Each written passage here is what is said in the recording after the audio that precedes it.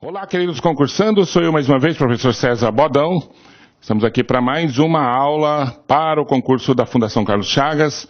Você que está estudando aí, não perca o pique, continue estudando, continue tendo as aulas aí, continue fazendo os exercícios e assistindo a nossas aulas. E você pode assistir, claro, mais de uma vez. Hoje o assunto é sintaxe da oração e do período. Assunto muito importante para os concursos por aí, principalmente aqui para o nosso concurso da Fundação Carlos Chagas, tá?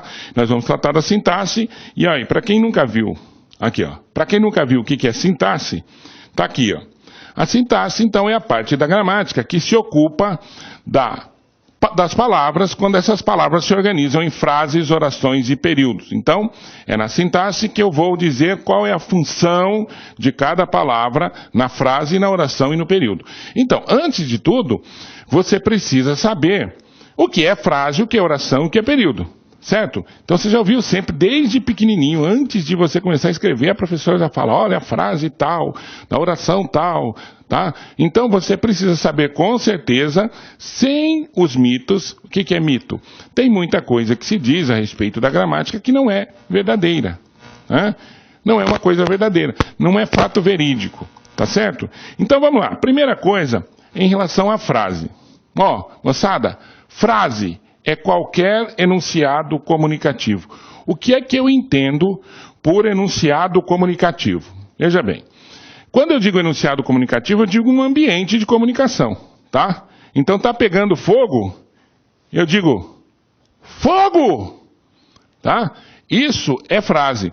Por quê? Naquele ambiente de comunicação, naquele ambiente em que está acontecendo o fato, eu falo uma palavra com entonação, porque a entonação é fundamental, nós vamos ver daqui a pouco, tá? Ó, frase, professor, precisa ter verbo? Não, frase não precisa ter verbo.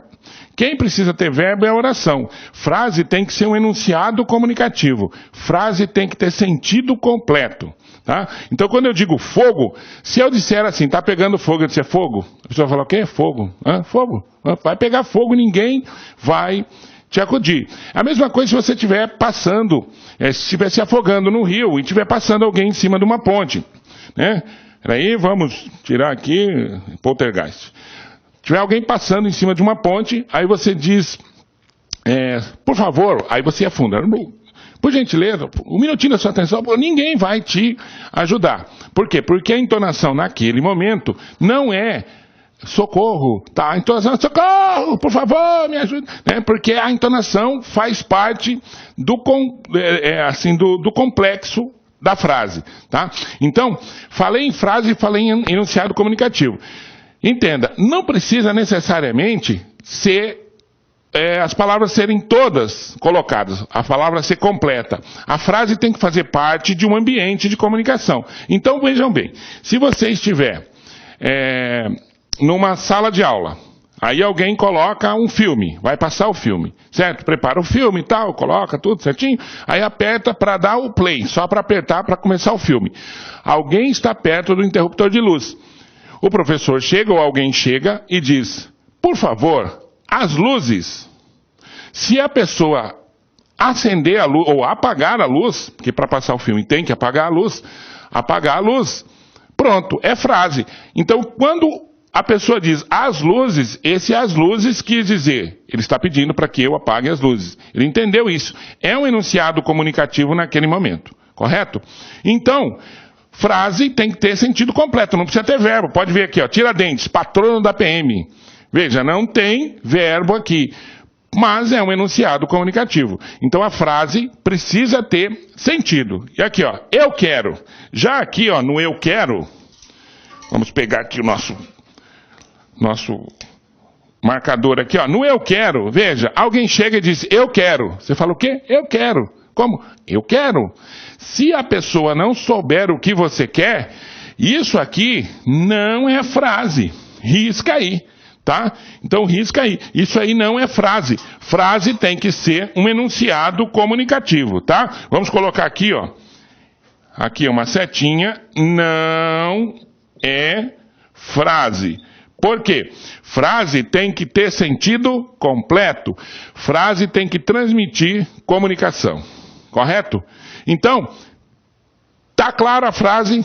Beleza? Então vamos para frente. Olha, depois da frase, eu preciso saber que não é só na escrita, não é só as palavras colocadas que vão determinar se é frase ou não. Mas o entendimento da frase vai depender da pontuação também. Então, olha essa frase aqui que interessante, ó. Se as mulheres soubessem o valor que têm os homens, rastejariam aos seus pés. A colocação da vírgula e a colocação da pontuação vão determinar aqui o sentido dessa frase. Por exemplo, você acredita que esta frase é machista? Se você acha que essa frase é machista, então você colocaria a vírgula aqui e um ponto final aqui, correto? Deixa eu colocar mais para lá, porque está em cima do S aqui, né? Então você colocaria a vírgula aqui e o ponto final aqui, correto? Por quê? Você estaria dizendo, se as mulheres soubessem o valor que têm os homens, rastejariam a seus pés. Então quem é que rastejaria nesse caso? As mulheres, se elas soubessem o valor que têm os homens, correto? Mas, se eu quiser colocar aqui que são as mulheres que têm valor, então eu tenho que mudar, transpor essa vírgula para outro canto. Aqui, ó. Se as mulheres soubessem o valor que têm, os homens rastejariam aos seus pés. Mas um homem meio inconformado ou inconformado colocaria, não, eu não concordo. Então eu vou colocar aqui um ponto de interrogação. Ó, se as mulheres soubessem o valor que têm, os homens rastejariam aos seus pés? Então, aí você muda totalmente a frase. Então a frase vai depender da entonação, vai depender da pontuação, tá? Se a pontuação estiver equivocada, a frase fica equivocada. Por quê? Porque na escrita não existe uma coisa que tem na fala. Na fala você tem a entonação, você tem o gestual, né? Você tem a parte da caricatura, tudo isso vai compor a frase oral. Mas na escrita, alguém que lê alguma coisa de alguém que escreveu e que está longe, vai depender da clareza e de como você articulou essas frases e colocou a pontuação, tá certo? Então, neste caso aqui, a pontuação vai determinar que tipo de frase você vai ter. Se você vai ter uma frase machista ou se você não vai ter uma frase machista, tá? Então aqui, colocamos alguns tópicos aqui. 2, olha, aquele juiz é corrupto. Quem é corrupto aqui? Ó, o juiz tem culpa. Né? O juiz é corrupto, ele tem culpa. Agora, ao colocar a vírgula aqui, o juiz entre vírgula, a vírgula, separando a palavra juiz, eu estou dizendo ao juiz que alguém é corrupto. Então aqui, o juiz é corrupto, o juiz tem culpa. Aqui, alguém tem culpa. Né? Alguém tem culpa. Então, se eu coloco a vírgula, eu mudo totalmente o sentido de uma frase, ou posso mudar totalmente o sentido de uma frase, tá certo? Então, a frase é qualquer enunciado comunicativo. Não entrem na pilha, não entrem naquele mito de dizer que toda oração é uma frase, mas nem toda frase é uma oração. Não, nem toda oração é frase. Tá? Para uma oração ser frase, ela tem que ter o pré-requisito da frase, que é ter sentido completo. Toda oração tem sentido completo? Não. Por isso é que a gente tem as orações coordenadas e as orações subordinadas. Então, nem toda a oração é frase. Não entre nessa pilha, você vai ver, inclusive, em livros, etc. Não é assim, tá? Nem toda oração é frase, ok? Então, tá ok? A frase? Frase é qualquer enunciado comunicativo, dependendo da entonação e dependendo da pontuação, ok? Bom, e a oração. O que é a oração? Falou em oração, falou em quê? Em verbo.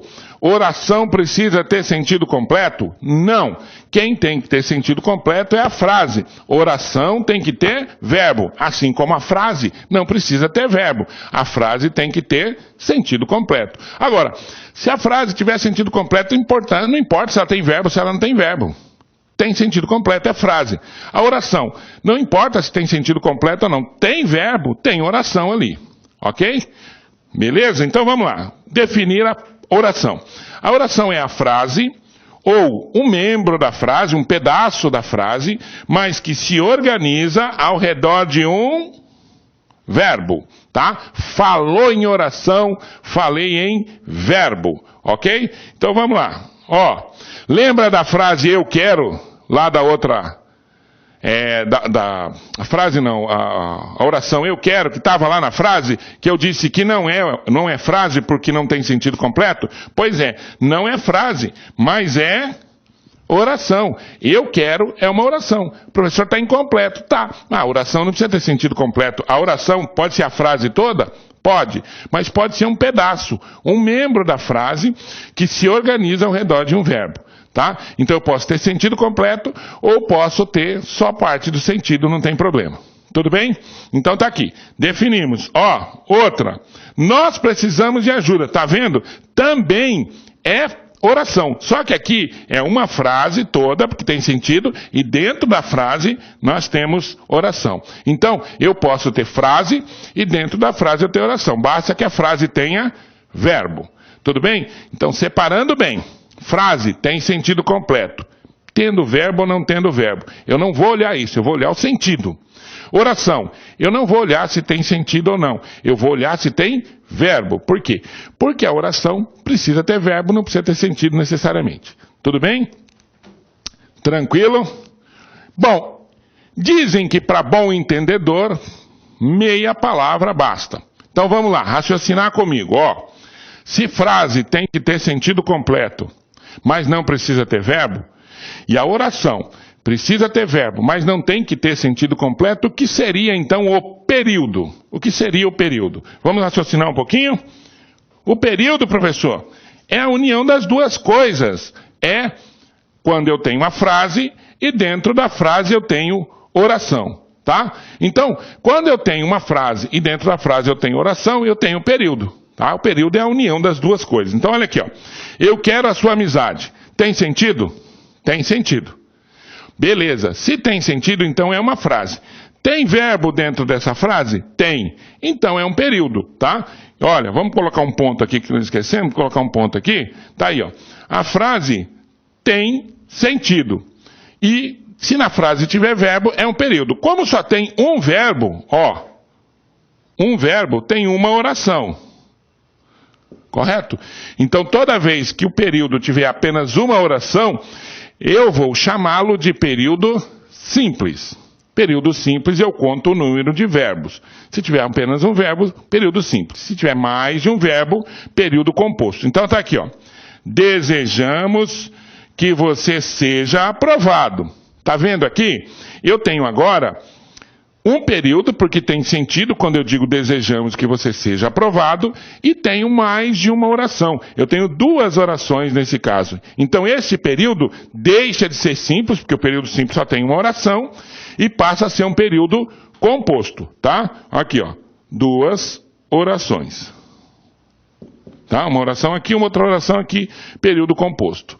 Tudo bem? Vamos colocar uma setinha aqui para você identificar, tá? Então, olha aqui. Período simples, uma oração. Período composto, duas orações. Lembrando que o período é a frase, aquilo que tem sentido completo, com um verbo dentro. Um verbo, uma oração, período simples. Mais de um verbo, mais de uma oração, período composto.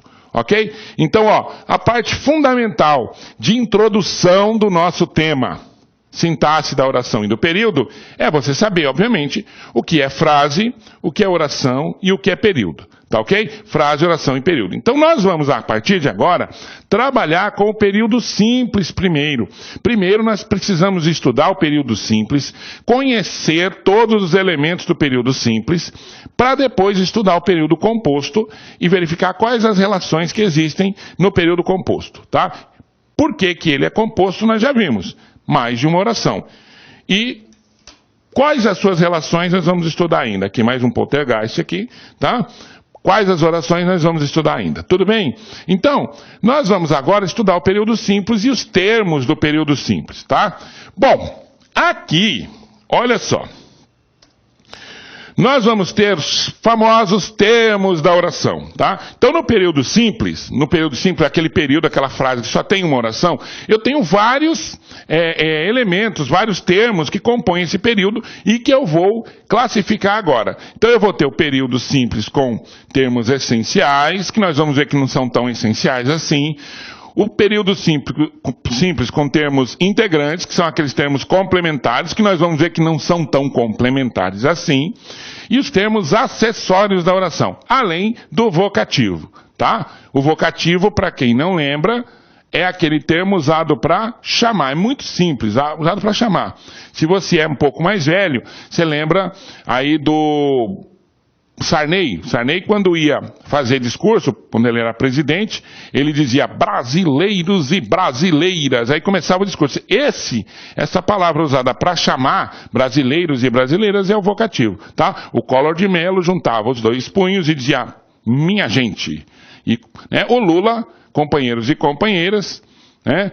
E a Dilma agora, meus amigos e minhas amigas. Todos eles usam esses vocativos para iniciar o discurso com a população. Então, vocativo é toda a palavra usada para chamar, tá?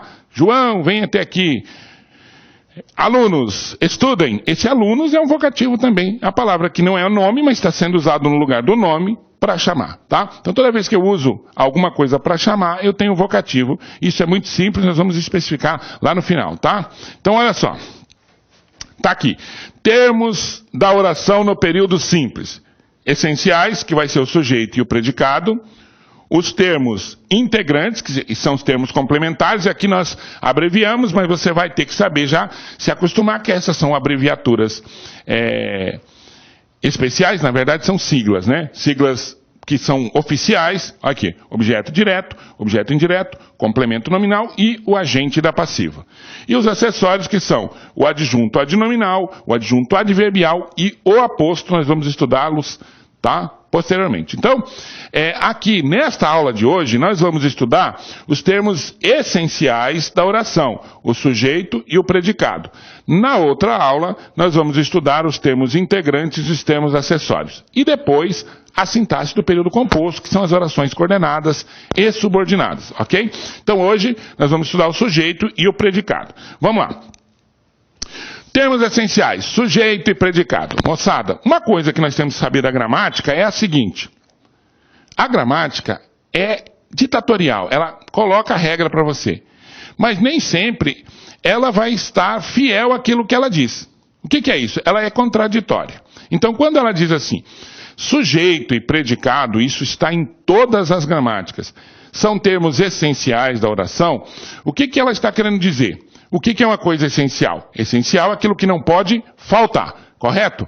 Beleza. Mas quando ela diz essencial, na gramática não é aquilo que não pode faltar. Por quê? Sujeito e predicado não são termos essenciais da oração? Sim, mas nós vamos ver depois que existe oração sem sujeito. Então o sujeito não é tão essencial para a oração. Essencial para a oração é o verbo, viu? Para ter oração tem que ter verbo. Então, essencial para a oração é verbo. Você vai verificar aqui que o sujeito e o predicado são chamados de essenciais, mas essencial mesmo é o predicado, que é justamente onde é que está o verbo, tá? O sujeito não é tão essencial assim, porque lá na classificação nós vamos ver um tipo de sujeito de oração, que é a oração sem sujeito, tá? Não tem sujeito. Como é que uma coisa pode ser essencial se eu vou ter uma oração que não tem sujeito, tá? Então, vamos começar a estudar o sujeito. Então, o que é o sujeito?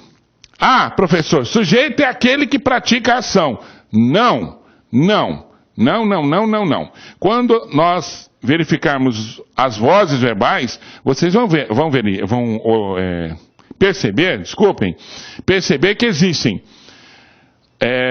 verbos que têm ação, verbos que não têm ação e sujeitos que praticam ação e sujeitos que sofrem ação. Então, quando eu classifico, quando eu determino, quando eu vou lá e digo assim, sujeito é aquele que pratica ação, eu estou falando que todos os sujeitos vão praticar ação. Isso não é verdadeiro.